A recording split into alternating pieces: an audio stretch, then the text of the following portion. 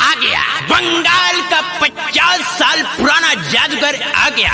जी हाँ मेरे दोस्त, लड़की को लड़का बनाएगा, लड़का को लड़की बनाएगा।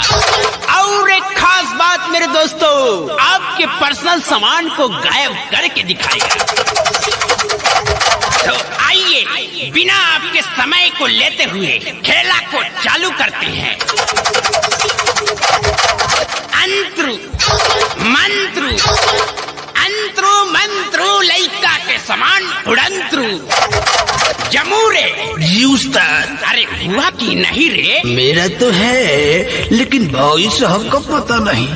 अरे अरे अरे दादा हो, साला हमार सामान बिलवा देलस, साला हमार ऑटो ले लस, चौरो ले लस, और सामानो गायब कर देलस।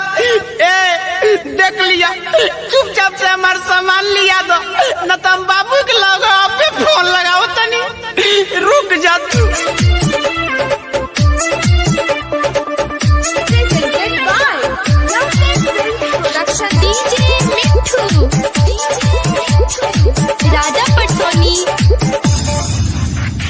कौन साला मंतर मारती हली, देह के नरजी झारती हली, अरे मरद से मौका बना देले बा। अरे कौन साला मंतर मारती हली, देह के नरजी झारती हली। गाँव भर होता हसाई, कैसे के घरे जाई, सोची के अवतारो आई। हेलो पप्पा, हमार बिया कैंसिल कर दो, अब हम बिया खोल तो बता। अरे बाबू